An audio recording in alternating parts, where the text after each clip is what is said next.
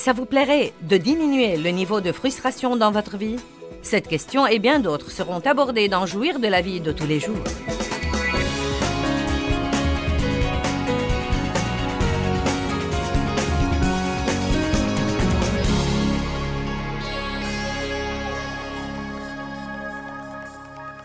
Avez-vous connu beaucoup de frustration dans votre vie? Eh bien, vous savez, nous nous sentons frustrés quand nous essayons de faire quelque chose, mais sans y parvenir. Quand nous avons quelque chose dont nous voulons nous débarrasser dans notre vie et dont nous ne pouvons pas nous débarrasser, ou quand il y a quelque chose que nous n'avons pas et que nous aimerions avoir, mais sans y vraiment parvenir. Nous nous sentons très frustrés quand nous savons que Dieu pourrait facilement faire quelque chose, mais qu'il ne le fait pas. Est-ce que cela ne vous rend pas fou parfois? Et quand nous devons attendre et attendre et attendre et attendre, et que nous n'avons pas envie d'attendre? Eh bien, je pensais avant que c'était le diable qui me frustrait.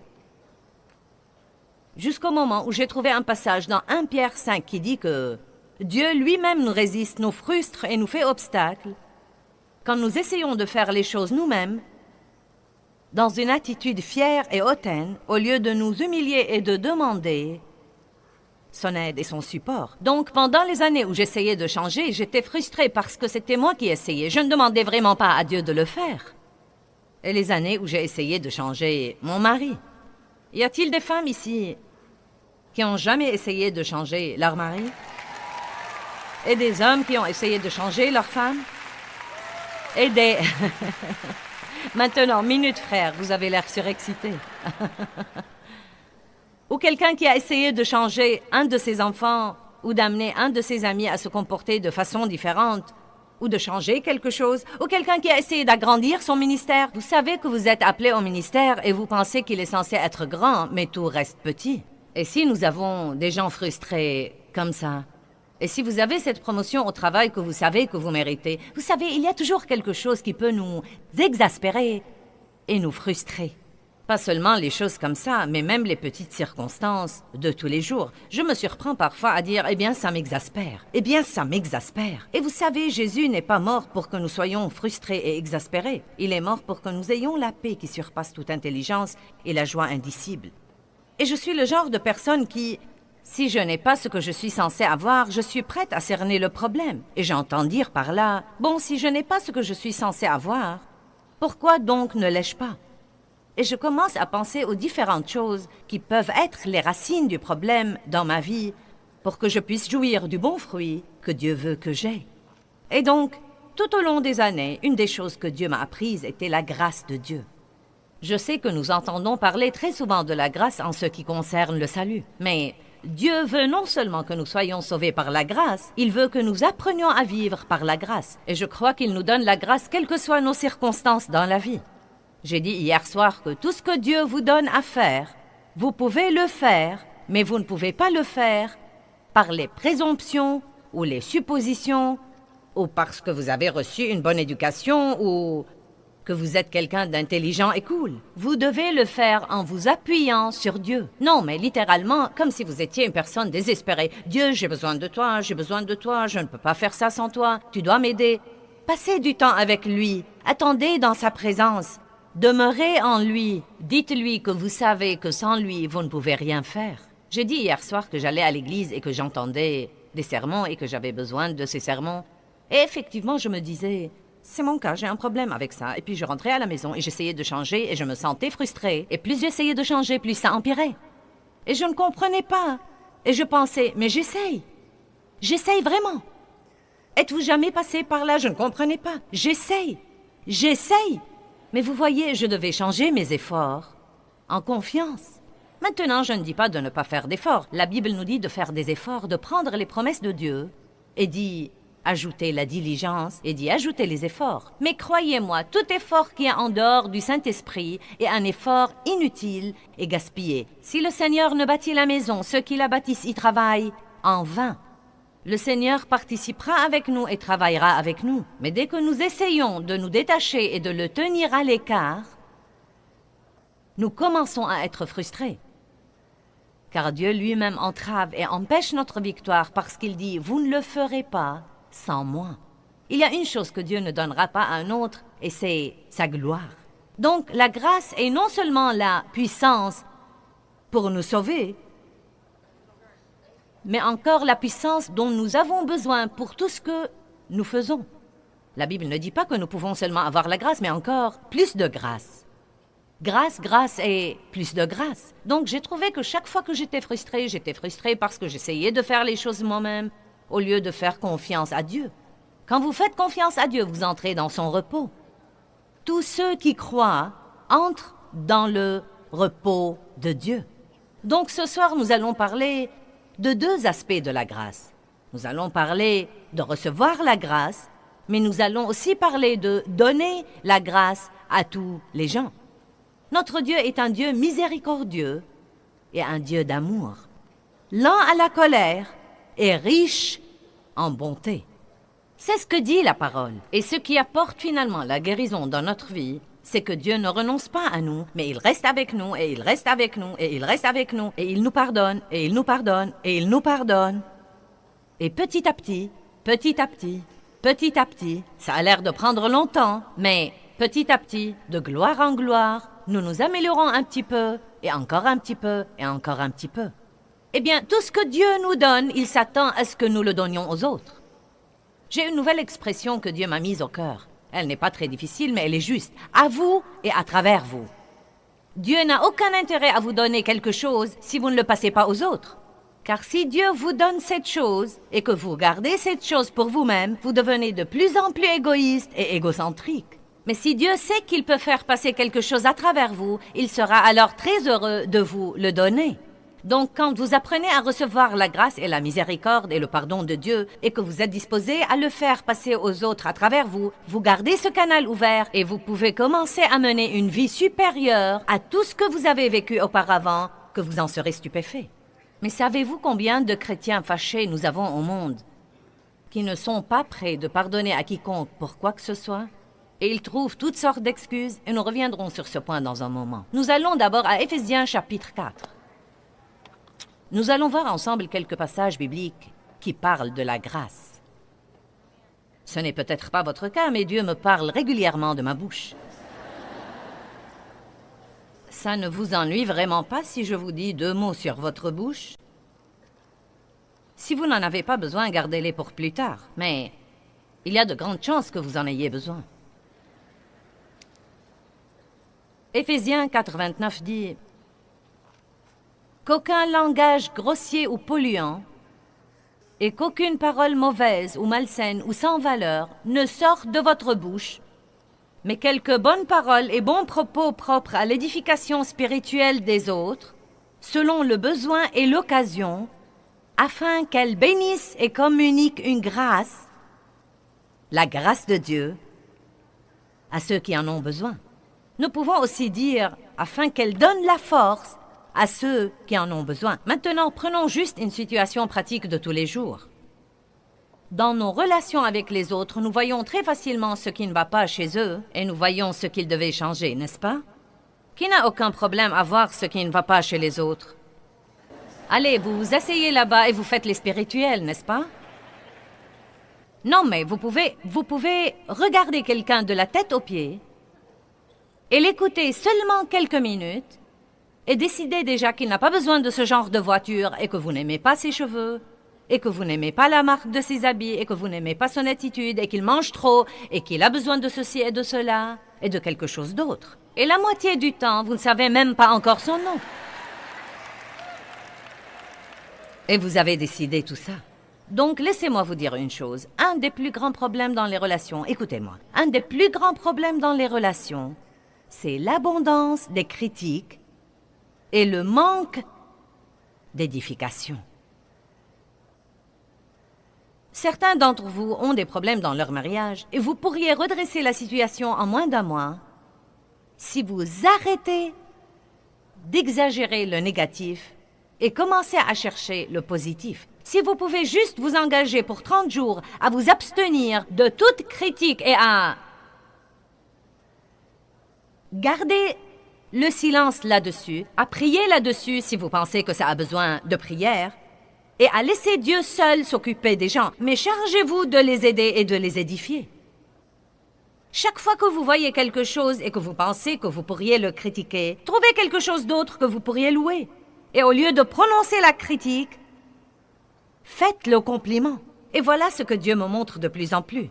Chaque fois que nous essayons de critiquer quelqu'un, critiquer les autres, c'est je dois leur dire ce qu'ils ont fait de mauvais, je dois leur dire ce qu'ils ont fait de mauvais. Êtes-vous le genre de personne qui ne peut rien laisser passer? Combien d'entre vous apprécieront quand ils font quelque chose de mauvais que personne n'en parle? Ce serait bien de ne pas le mentionner.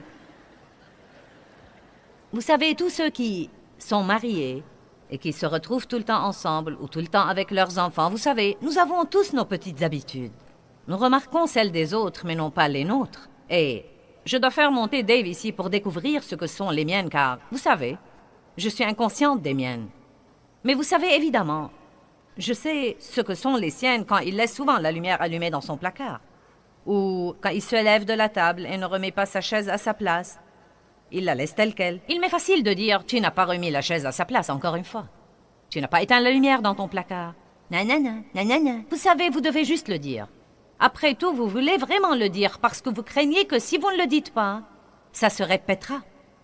Et Dieu seul sait, nous ne voulons pas remettre cette chaise à sa place ou éteindre la lumière. Ça nous exaspère énormément de le faire, dans l'amour, et de laisser notre bouche fermée. Eh bien, en fait, il y a très longtemps, Dieu a commencé à s'occuper de moi pour ne pas mentionner des choses comme ça, et que ce serait un vrai geste d'amour d'aller le faire moi-même. C'est une autre façon de servir votre famille. Et je ne parle pas, vous savez, de permettre aux autres de mettre du désordre que vous devez nettoyer tout le temps. Je ne parle pas de tout ça. Il y a des gens qui divorcent à cause de la façon dont leur partenaire presse le tube du dentifrice. Non mais allez, nous devons avoir un peu plus de bonne grâce dans nos attitudes et nos comportements. Je vois venir une révélation. Tout le monde ne doit pas tout faire exactement comme vous pour être bien. Pouvez-vous croire ça? J'ai dit, tout le monde ne doit pas tout faire exactement comme vous pour être bien. Et je vois venir une autre révélation. Je sais que c'est difficile à croire, mais il y a une vague possibilité que bien que vous croyez que vous agissez comme il faut et que vous avez toujours raison, il y a de très rares occasions où vous pourriez avoir tort. Et un petit peu d'humilité prendrait ceci en considération et pourrait améliorer les relations.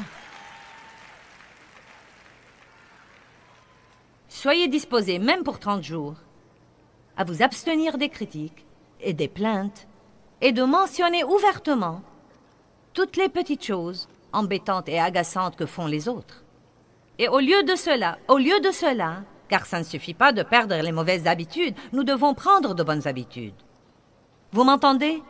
Je crois que Dieu procède par un principe de remplacement. Vous savez, la Bible dit qu'on peut chasser un démon de quelqu'un, mais que si la maison est vide, 7 autres démons viendront et ce sera pire qu'avant. Eh bien, donc, ça ne suffit pas d'arrêter de faire ce qu'il ne faut pas. Vous devez commencer à faire ce qu'il faut. Et quand vous commencez à faire ce qu'il faut, vous commencerez à avoir des changements dans votre vie. Je pense parfois que nous nous disciplinons pour arrêter de faire ce qu'il ne faut pas pour quelque temps, et nous ne comprenons pas pourquoi nous n'obtenons pas de grands résultats et c'est que nous ne faisons pas ce qu'il faut. Dieu s'est occupé de moi dans les années 70 pour ne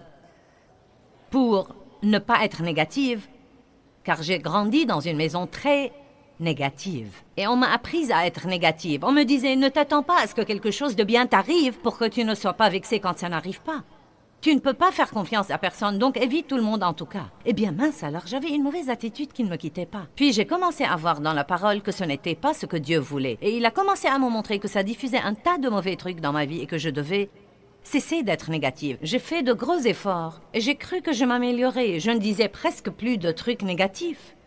Et un jour, j'ai commencé à murmurer au Seigneur quelque chose comme « Eh bien, tu sais Dieu, je fais de gros efforts et je ne suis plus négative, mais rien n'a vraiment changé. » Il m'a dit « Tu as cessé d'être négative, mais tu n'as pas commencé à être positive. » Et c'est à ce moment-là que Dieu m'a appris la puissance de confesser la parole à voix haute. Et ça ne suffit pas du tout d'arrêter de faire ce qu'il ne faut pas. Vous devez commencer à faire ce qu'il faut. Donc n'arrêtez pas seulement de faire des remarques et de murmurer et de vous plaindre et de tout critiquer. Mais maintenant, écoutez-moi. Faites un effort supplémentaire et essayez de faire un compliment. Sûrement, il n'y a aucun de vous dans cette salle, qui que soit le partenaire qui fait tout pour vous embêter. Si vous essayez vraiment, vous trouverez sûrement au moins une seule chose chez lui que vous aimez et que vous admirez, et pour laquelle vous pourriez le complimenter. Combien d'entre vous comprennent ce que je dis ce soir? Croyez-vous que si vous changez juste ça, eh bien, il ne m'encourage jamais. Et c'est reparti autour de la montagne, encore une fois, parce que quelqu'un attend toujours que quelqu'un d'autre fasse ce qu'il faut. Si vous voulez avoir la victoire dans votre vie, écoutez, vous devez être prêt à faire ce qu'il faut longtemps avant de commencer à obtenir un bon résultat. Et vous devez être prêt à faire ce qu'il faut plusieurs fois avec les autres. Traitez-les comme il faut quand ils ne vous traitent pas comme il faut. Marchez dans l'amour avec eux avant qu'ils ne marchent dans l'amour avec vous. Et croyez-moi, beaucoup de ces gens ne savent même pas faire ce qu'il faut parce qu'ils n'ont jamais eu un modèle dans leur vie. Et donc, nous ne devons pas tellement prêcher les gens, nous devons leur montrer Jésus comme modèle et ils commenceront à réagir en faisant la même chose. Amen. Regardons ce passage encore une fois. Qu'aucun langage grossier ou polluant et qu'aucune parole mauvaise ou malsaine ou sans valeur ne sorte de votre bouche. Oula. Vous savez, je dois admettre que si je me débarrasse de toutes mes conversations vaines, je serai plutôt silencieuse. Car vous savez, vain ne veut pas dire mauvais. La définition de vain, c'est inutile. Les trucs que nous disons, qui ne profitent à personne, qui n'édifient personne et qui n'instruisent personne, ils sont juste inutiles. Mais le seul langage qui devrait sortir de notre bouche est celui qui est bon et qui aide vraiment les autres, qui les aide en cours de route, et selon le besoin et l'occasion, afin qu'elles bénissent et communiquent une grâce. Vous voyez, voilà ce que je pense. C'est comme ça que j'ai vu les choses. Et vraiment, dans les 2 derniers jours, Dieu m'a éclairé sur ce passage. Si j'ai une relation avec quelqu'un et qu'il a un défaut qui m'embête vraiment, chaque fois que je dis quelque chose là-dessus, ça l'affaiblit et l'empêche de changer et le démoralise davantage. Mais si je le complimente sur un autre plan, ça lui donne la puissance et la force pour se sentir à l'aise et encouragé pour essayer de remédier aux défauts. Combien d'entre vous comprennent ça? Si vous voulez, je vais répéter. Écoutez ça. Si quelqu'un a un défaut et que vous lui en avez déjà parlé 1000 fois, vous ne lui dites rien de neuf. Chaque fois que vous continuez à lui en parler, ça l'affaiblit de plus en plus et le démoralise de plus en plus. Et à ce moment-là, il n'aura pas la puissance pour essayer d'y remédier. Mais ce que le Seigneur m'a mis sur le cœur, c'est que si vous le complimentez et que vous trouvez quelque chose de bon à dire, ça lui donne de la force et ça l'encourage assez pour changer. À ce moment-là, il voudrait changer la chose que vous n'aimez pas parce qu'il veut vraiment la changer. Et non pas parce qu'il sent que s'il ne la change pas, vous allez le rejeter et interrompre la relation avec lui. Combien d'entre vous seraient prêts à faire davantage de compliments et moins de critiques? Maintenant, Dieu voit votre main. Il voit votre main. Amen. Galates 6:1. Frères, si un homme vient à être surpris en quelque faute ou en quelque péché, vous qui êtes spirituels, et je suis sûre que certains disent maintenant, « Oh oui, c'est moi, c'est moi. » Ceux d'entre vous qui sont sensibles à l'esprit et contrôlés par l'esprit devriez le redresser. Nous aimons cette partie. Et le rétablir et le réintégrer, mais vous devez le faire sans superficialité et en toute douceur. Prenez garde à vous-même de peur que vous ne soyez aussi tentés. Soutenez, supportez, portez les fardeaux les uns des autres et les défauts moraux gênants. Que veut dire cela? Qu'il va falloir supporter quelques trucs. Amen. Vous les mecs, vous n'avez pas l'air enthousiasmés. Dites, il va falloir supporter quelques trucs. Vous devez les accepter en tant que tels et aller de l'avant. Et si nous faisons ça, nous accomplissons parfaitement la loi de Christ et qui est en fait la loi de l'amour. Ensuite, le verset 3 est bon. Si quelqu'un pense être quelque chose ou trop important pour condescendre à se charger du fardeau de quelqu'un d'autre, quoi qu'il ne soit rien en fait, sauf dans sa propre estimation, il s'abuse et se trompe et se fait des illusions. Puis il dit que chacun examine sa propre conduite et ne s'inquiète pas de ce que font tous les autres et la vie sera bien meilleure. Eh bien, évidemment, si nous voulons avoir de bonnes relations avec des gens qui ont des défauts, et je ne pense pas que quiconque ait déjà trouvé un partenaire qui est complètement parfait, n'est-ce pas? Et si vous cherchez l'église parfaite, quand vous y serez, vous la gâcherez.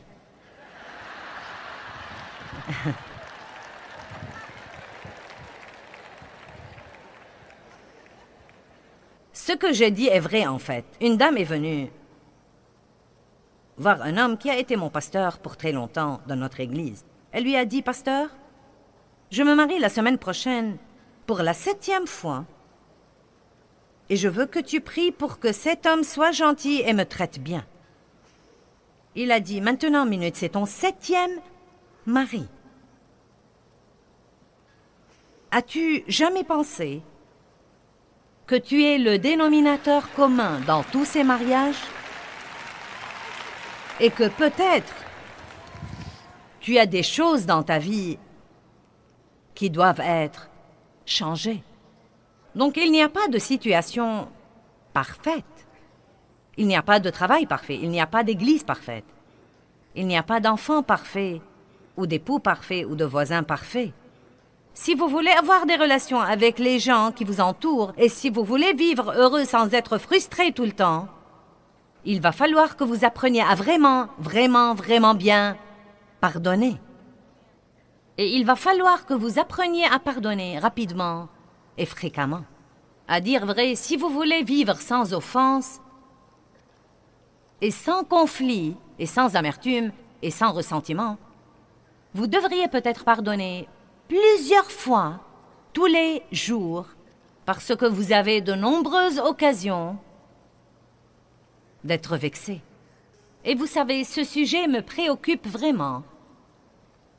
Et j'ai senti que Dieu m'a poussé à en parler ce soir dans ce message, bien qu'il n'en fit pas partie au départ. Car vous n'avez pas idée combien de personnes dans le corps de Christ gâchent la vie que Dieu leur a donnée, parce qu'ils ne peuvent pas surmonter cette situation. À tout bout de champ, ils se mettent en colère à cause de quelque chose. Ils n'aiment pas ceci et ils n'aiment pas cela et ils n'aiment pas ceci et ils n'aiment pas cela. Tu n'as pas fait ceci et tu n'as pas fait cela. Tu aurais dû faire ceci ou cela. Tu ne me traites pas comme il faut. Tu ne me donnes pas ceci et ce que tu as dit m'a blessé et tu m'as offensé. Et en fait, il n'y a pas moyen d'avoir la moindre puissance de Dieu dans nos vies sans avoir la moindre unité. La Bible nous parle de la puissance que nous pouvons avoir si 2 croyants s'accordent. Juste 2. Il dit, si je peux juste trouver 2 personnes. Donc imaginez la puissance que nous pourrions avoir si toute l'Église est unie. Pourquoi? Je veux dire, pas besoin d'Einstein pour comprendre pourquoi les églises ne sont pas pleines. Pourquoi la taille de l'église moyenne est de 80 à 150 personnes. Et pourtant, tant de gens au monde mènent une vie misérable. Il n'y a pas de puissance dans ces églises, car très souvent, elles sont remplies de conflits. Les gens de la chorale sont fâchés contre le chef de la chorale et les gens de l'église, ainsi que le personnel, sont fâchés contre le pasteur, et le pasteur est fâché à son tour. Et tout le monde sourit l'un à l'autre et porte son visage d'église, et nous chantons « Louez le Seigneur » dans l'allégresse collective bébé. Et nous nous demandons pourquoi rien ne change. J'ai dit ça à quelqu'un l'autre jour et je le dis de tout mon cœur. Il y a une chose qui nous manque et c'est la crainte révérentielle de Dieu. Et Dieu dit que le soleil ne se couche pas sur votre colère. N'ouvrez pas la voie au diable. Vous dites, eh bien, tu ne sais pas ce qu'ils m'ont fait, et c'est vraiment trop dur. Non, ce n'est pas trop dur, et c'est notre plus grand problème. La plus grande excuse que nous trouvons pour ne pas obéir à Dieu, et c'est vraiment trop dur. Et ce n'est pas trop dur parce que Dieu ne nous dit pas de faire quelque chose que nous ne sommes pas capables de faire. Peut-être que c'est dur, mais ce n'est pas trop dur.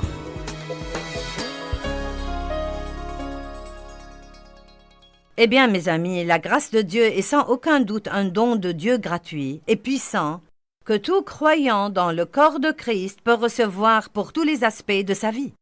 Une fois reçue, la grâce peut passer à travers vous aux autres personnes qui en ont besoin. Vous devez vraiment comprendre la grâce si vous voulez passer votre vie sans frustration.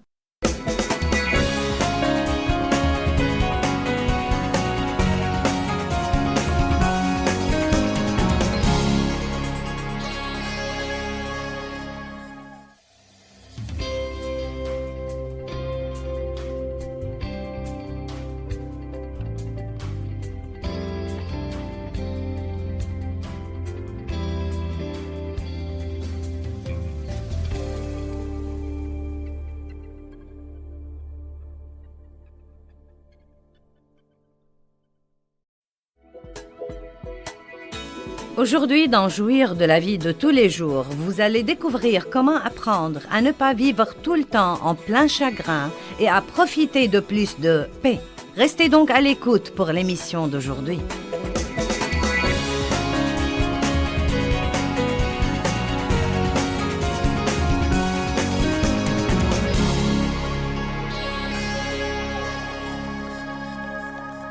J'aimerais que nous nous débarrassions de l'excuse qui dit « c'est vraiment trop dur ».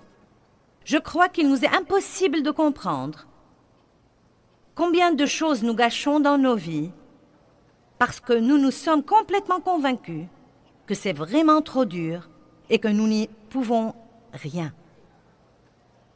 Maintenant, écoutez-moi. Je vous aime beaucoup et c'est pourquoi je fais ça et je suis là. Sinon, je me serais déjà acheté un fauteuil à bascule pour balancer mes petits-enfants quelque part. Je suis là parce que je sais ce que le diable peut faire aux gens s'ils ne savent pas la vérité. J'en ai vu de dur dans ma vie. Et je crois que Dieu m'a donné le don pratique de communiquer avec les gens d'une façon qui, j'espère, ne vous semble pas trop spirituelle et trop utopique, mais que vous pouvez prendre à la maison et commencer immédiatement à l'appliquer dans votre vie. Et croyez-moi, tout ce que la Bible vous dit de faire, quels que soient les commandements de la Bible, que ce soit pardonner aux autres ou donner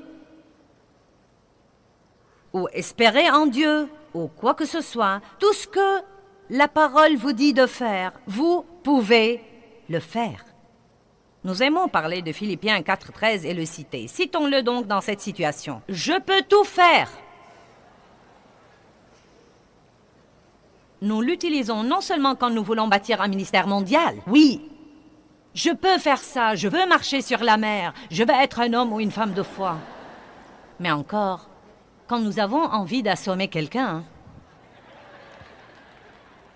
ou quand nous entrons dans une pièce et que la dernière personne au monde que nous voudrions voir est là, et nous nous disons « Ne me dis pas, Dieu, qu'elle est là, je ne supporte pas ça. » Pas question. Eh bien, si j'avais su qu'elle serait là, je ne serais sûrement pas venue. Maintenant, vous comprenez, je lui ai vraiment pardonné. J'ai prié la prière officielle du Seigneur. Je te pardonne et je t'aime avec l'amour du Seigneur. J'en ai assez de ces trucs-là. Oui, oui, sœur, je t'aime avec l'amour du Seigneur. Mais vous médisez d'elle dans son dos. Vous l'évitez, vous l'ignorez, vous êtes dévoré de jalousie quand vous apprenez qu'elle a été bénie. Et vous pouvez à peine supporter les gens quand vous entendez quelqu'un dire du bien de quelqu'un qui vous a blessé. Et il vous est presque impossible de ne pas dire « Eh bien, vous ne savez pas ce que je sais moi-même. » Laisse-moi te dire une chose. Maintenant, tu comprends. Je ne te dis pas ça que pour prier.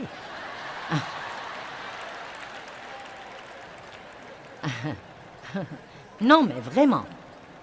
Je veux juste que tu pries. Laissez-moi vous dire une chose. Si vous ne saviez pas qu'elle allait venir à la fête, et que Dieu vous y a pris, c'est un coup monté. Et vous feriez mieux de vous approcher,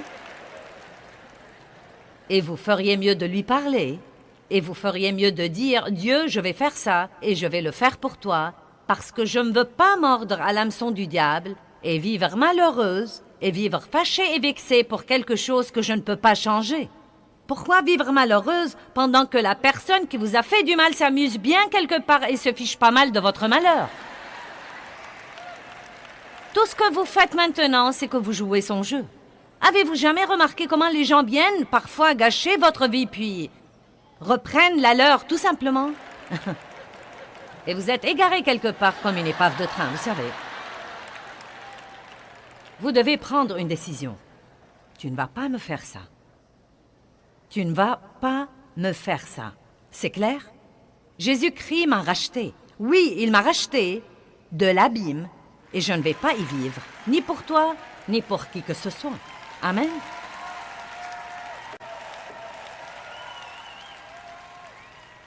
Vous savez, je crois qu'être susceptible et facilement offensé est une mauvaise tendance. Je ne crois pas qu'il y ait de la piété là-dedans. La Bible dit que l'amour n'est pas susceptible, et nous pensons qu'il n'y a pas de mal à ça. Eh bien, je suis susceptible. N'est-ce pas? Ouais, je suis une de ces personnes sensibles et susceptibles. Et vous savez, je n'y peux rien, je suis facilement blessée. Si, vous pouvez. Surmontez-le. Vous pouvez vous parler tout seul. Et vous pouvez, s'il le faut, tapisser le mur de votre chambre, de verser sur la paix et les conflits et l'unité et le pardon et l'amour. Combattez avec la parole de Dieu. Jacques chapitre 4, verset 6 m'a été d'un grand secours dans les premières années de ma vie avec Dieu. Et c'était avant de bien comprendre la grâce de Dieu. Mais c'était un des versets que Dieu m'a donné pour m'aider à comprendre la grâce de Dieu. Vous voyez, quand je suis blessée et fâchée et offensée et vexée, je peux m'en remettre, mais je ne crois pas que ce soit possible pour la détermination seule ou par la décision seule. Je crois que je dois recevoir la grâce de Dieu et sa puissance pour le faire. C'est pourquoi Hébreux 12, 15 dit « Faites attention les uns aux autres, prenez garde et veillez à ce que nul ne se prive de la grâce de Dieu, à ce que nul ne permette à la racine d'amertume et de ressentiment de s'enraciner en lui. » Donc il dit essentiellement, si je sais que quelqu'un vous a blessé depuis déjà une semaine et vous ne vous en remettez pas, et que vous en parlez toujours et que ça vous pose un problème, je devrais peut-être vous aider un petit peu dans votre vie spirituelle en vous encourageant à passer du temps avec Dieu pour recevoir assez de grâce, pour vous en remettre et aller de l'avant. Eh bien, j'ai lutté avec beaucoup de choses, et j'ai essayé de pardonner, et j'ai essayé d'être gentille, et j'ai essayé de me taire, et j'ai essayé d'avoir de bonnes pensées, et j'ai essayé, et j'ai essayé, et j'ai essayé. Et je suis finalement tombée sur Jacques chapitre 4, à partir du premier verset, d'où viennent les luttes et les querelles parmi vous. D'où proviennent les luttes et les querelles? N'est-ce pas de vos passions qui combattent toujours dans vos membres? Vous êtes jaloux et vous convoitez ce qu'ont les autres, et vous ne possédez pas. Et alors vous devenez meurtrier, car haïr est un meurtre pour vos cœurs. Wow! Qui peut dire wow? Vous avez d'ardents désirs et vous ne pouvez pas obtenir. Vous contestez donc et vous faites la guerre. Arrêtez-nous là pour un instant. Il dit, pourquoi toutes ces disputes, ces conflits, ces querelles, ces désaccords? Pourquoi ceux qui ont le Christ comme sauveur ne sont-ils pas heureux? Pourquoi ne marchent-ils pas dans l'amour? Pourquoi ne sont-ils pas contents? Et il dit, voici ce dont il s'agit. Il y a tous ces trucs que vous voulez et que vous n'avez pas. Et vous êtes jaloux de ceux qui les ont. Vous enviez ceux qui ont ce que vous voulez. Soyons honnêtes. Nous voyons la beauté des autres et nous leur envions leur beauté, et nous leur envions leurs cheveux, et nous leur envions leur voiture. Et nous leur envions leur ministère, et c'est une chose après l'autre. Nous leur envions leur liberté, nous leur envions leur vie de prière. Allez, je ne me parle pas toute seule. Et nous voulons ce que les autres ont. Et donc nous avons tous ces trucs qui se passent à l'intérieur de nous, et parfois nous ne pouvons même pas les aimer, parce qu'ils ont ce que nous voulons. Amen? Et bon sang, j'avais beaucoup de ces conflits dans ma vie, et le désarroi et le chagrin et la susceptibilité.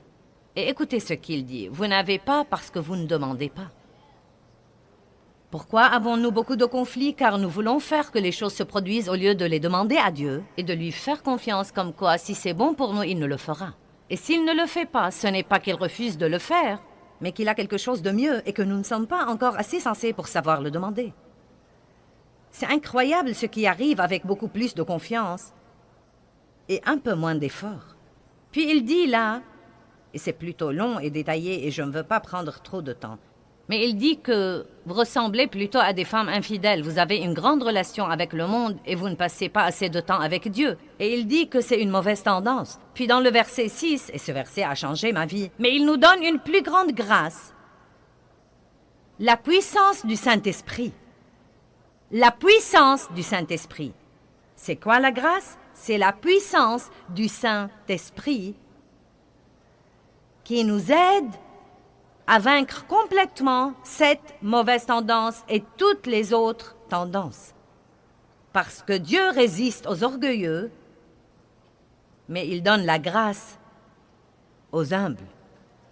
Donc, qu'est-ce que cela veut dire pour moi sur un niveau personnel? Si je suis envieuse et jalouse et que je ne devrais pas l'être, je devrais passer du temps avec Dieu pour recevoir la grâce dont j'ai besoin, pour me débarrasser des tendances. Je ne m'en débarrasse pas seulement. Je ne me sens pas simplement coupable car je l'ai. Mais je consacre un temps, que ce soit 5 minutes dans la salle de bain ou 1 heure dans mon cabinet de prière. Et je prie pour cette chose. Dieu, tu dois m'aider. Aide-moi, Dieu. Aide-moi, aide-moi. Je ne veux pas être comme ça. Je ne vais pas être comme ça. Je refuse d'être comme ça. Je ne peux pas écouter...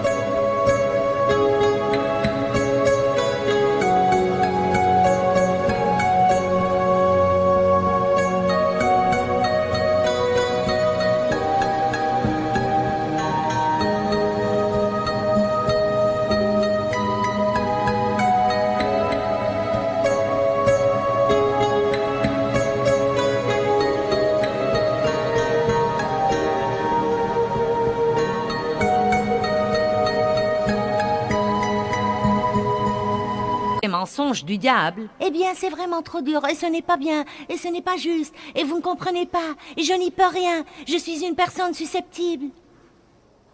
Vous tournez et tournez et tournez autour de la même montagne. Vous devriez dire, je peux faire tout ce que Dieu me dit de faire par le Christ qui me fortifie. Il me donne la grâce pour tous les jours de ma vie. Et non seulement la grâce, mais grâce sur grâce sur grâce sur grâce. S'il vous plaît, croyez-moi, quel que soit ce qui se passe dans votre vie, Dieu vous donnera la capacité d'être dans cette situation et de marcher dans le fruit de l'esprit et d'avoir toujours la joie et d'avoir toujours la paix si vous apprenez à demander son aide et à arrêter d'essayer de faire les choses vous-même.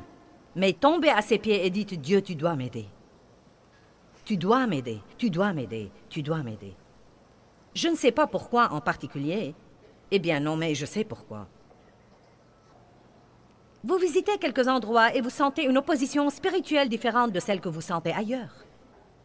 J'ai arrêté il y a longtemps d'essayer de comprendre pourquoi. Je pensais au début que c'était moi. Qu'est-ce qui ne va pas chez moi? Il y a quelque chose qui ne va pas chez moi. Où est mon onction? Qu'est-ce qui ne va pas chez moi? Et pour une raison ou une autre, ça a été un peu plus dur que d'habitude pour moi, ici ce week-end. Et Darlene a dit la même chose. Maintenant, ça ne veut pas dire que c'est une mauvaise ville et qu'il y a un tas de trucs terribles qui ont lieu là. Cela veut dire simplement s'il y a une sorte d'opposition ici, que nous n'avons pas rencontré dans la dernière ville, que nous avons visiter. Et donc, j'ai dû me cramponner davantage à Dieu. Et j'ai dû... Non, mais même pendant l'adoration, je priais, Dieu, tu dois m'aider. Je me sens aussi loin comme bois mort. Aide-moi, Dieu, aide-moi, aide-moi, aide-moi. Eh bien, vous savez quoi? J'adore quand j'éprouve toutes les sensations. Oh, oh, de l'onction. Mais je ne dis pas que je ne vais pas prêcher parce que je ne les éprouve pas. Donc, ce que je fais, c'est de retrousser mes petites manches spirituelles et vous ne me voyez pas le faire. Mais c'est comme si je disais, eh bien, d'accord, diable, tu veux un combat et tu l'auras. Car je vais faire ce que je suis venu ici pour faire.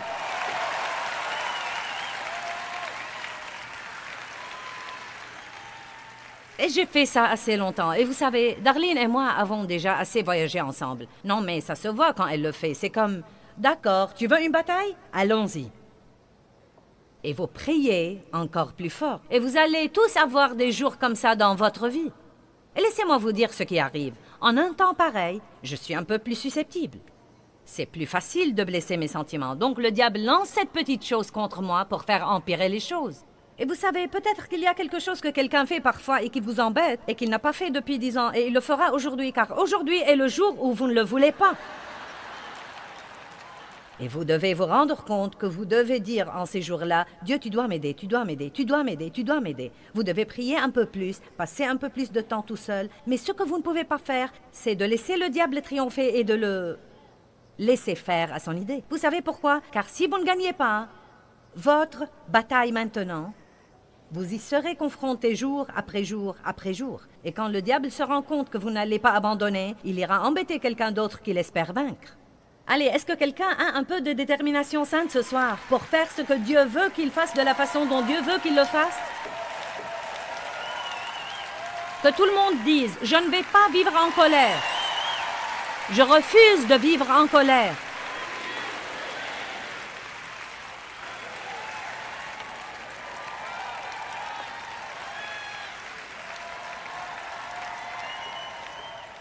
La prochaine fois que quelqu'un vous blesse et qu'il vous semble que vous ne pouvez pas vous en remettre, je parle sérieusement. Isolez-vous quelque part et dites à Dieu, Dieu, je ne sortirai pas d'ici avant que tu ne me donnes la grâce de sortir et de traiter cette personne de la façon dont tu la traiterais ou de la façon dont tu me traiterais quand je te décevrais. Allez, Dieu est miséricordieux et compatissant, lent à la colère et plein de bonté. Et oh, nous en sommes avides. Donne-moi ça, Dieu, à moi, à moi, à moi, à moi. Et quand dites-vous de à travers vous, à travers vous, à travers vous? Est-ce que quelqu'un comprend ce soir?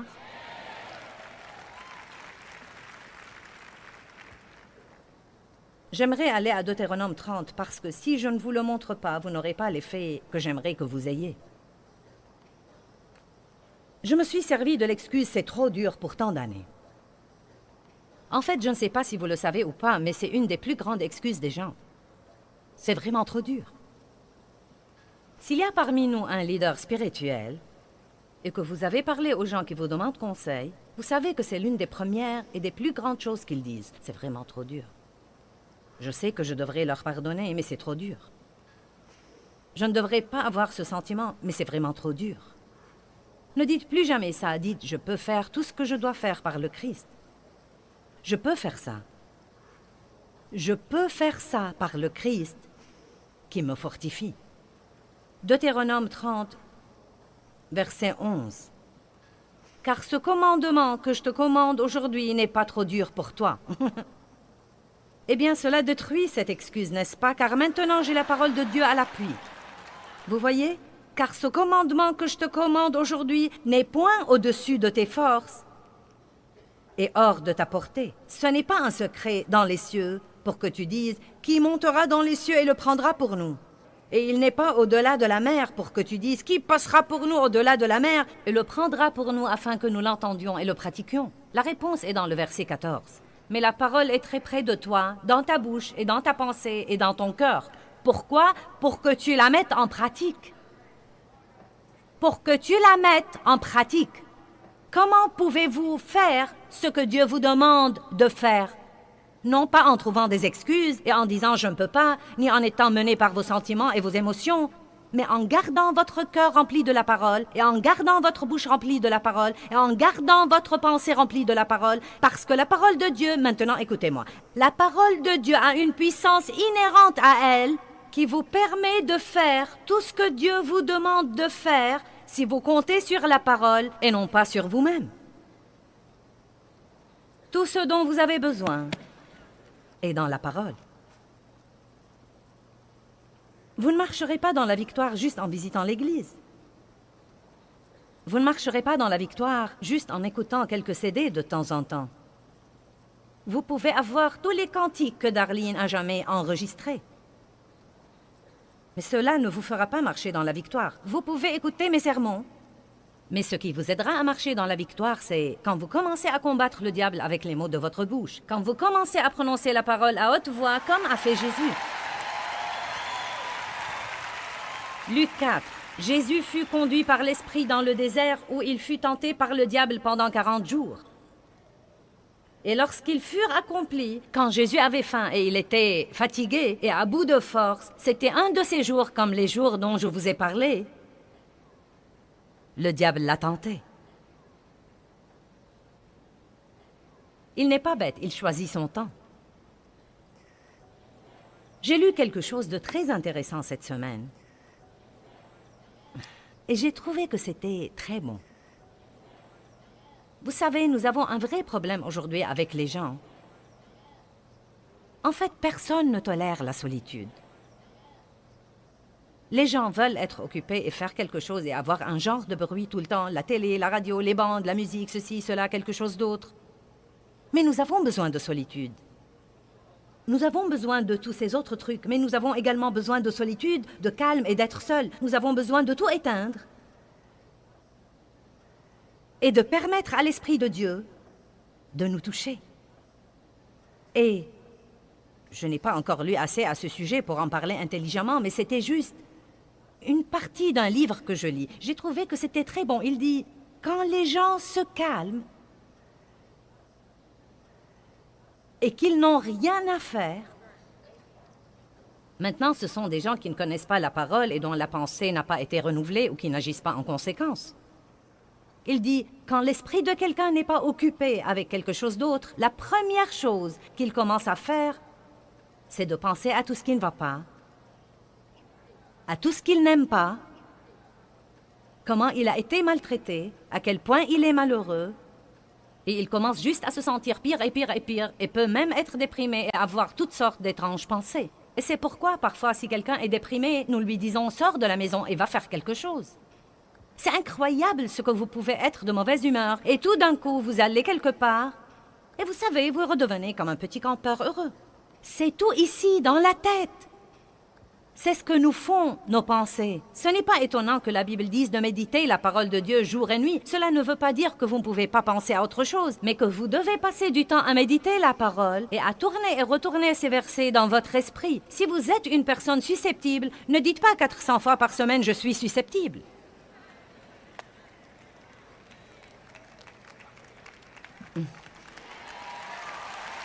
Ça ressemble à rentrer dans son cercueil et y enfoncer des clous. Je suis susceptible, je suis susceptible, je suis susceptible. Eh bien, je n'y peux rien, je suis facilement blessée. Vous savez, je sais que je devrais pouvoir leur pardonner, mais ce qu'ils ont fait n'est pas bien, et je n'y peux rien, ce n'est pas bien. C'est vraiment trop dur, trop dur, trop dur. Non, vous devez dire ce que dit la parole. Quand le diable a dit à Jésus « Yak, yak, yak, yak, yak, yak », Jésus lui a dit « Il est écrit ». Et laissez-moi dire une chose, mes chers. Quand vous ouvrez votre bouche et que vous commencez à dire à haute voix ce que vous avez entendu à l'église et ce que vous avez entendu dans les CD et ce que vous avez entendu à la télé et ce que vous avez entendu à la radio, quand vous vous impliquez et que votre bouche devient l'épée tranchante du Seigneur, vous allez gagner des batailles. Vous vous parlez tout seul en tout cas, et vous feriez aussi bien de commencer à dire quelque chose qui va vous aider.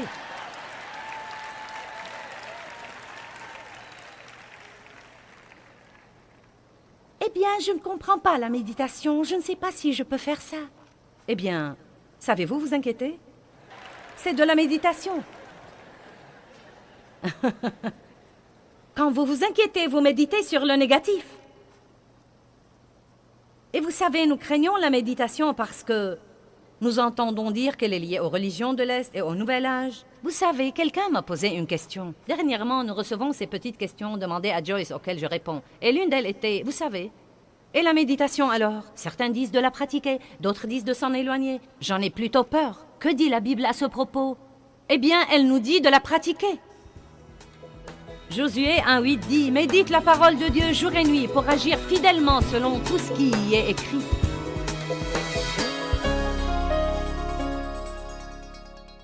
Eh bien, mes amis, la grâce de Dieu est sans aucun doute un don de Dieu gratuit et puissant que tout croyant dans le corps de Christ peut recevoir pour tous les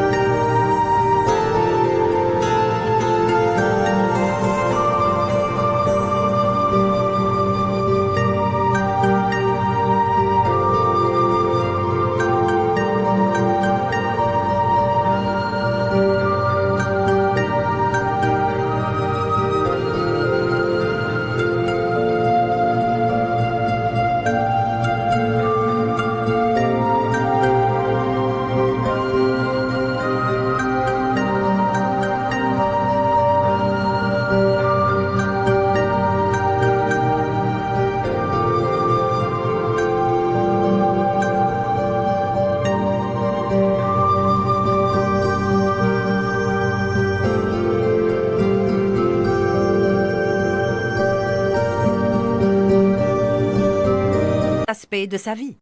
Une fois reçue, la grâce peut passer à travers vous aux autres personnes qui en ont besoin. Vous devez vraiment comprendre la grâce si vous voulez passer votre vie sans frustration.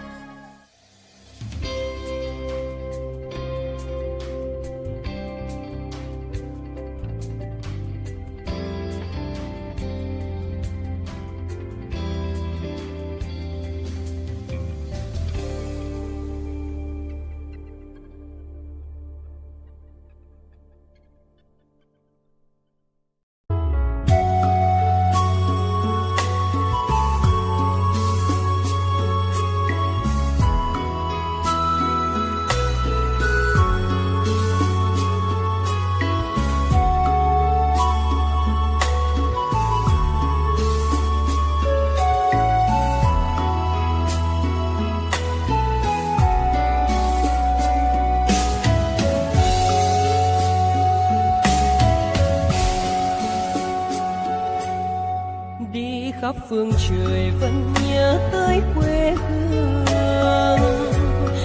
Người về đây thăm làng trù quê mẹ và làng sen quê cha, xúc động bồi hồi người rơi giọt lệ, thương mái nhà tranh thương đất mẹ nghèo.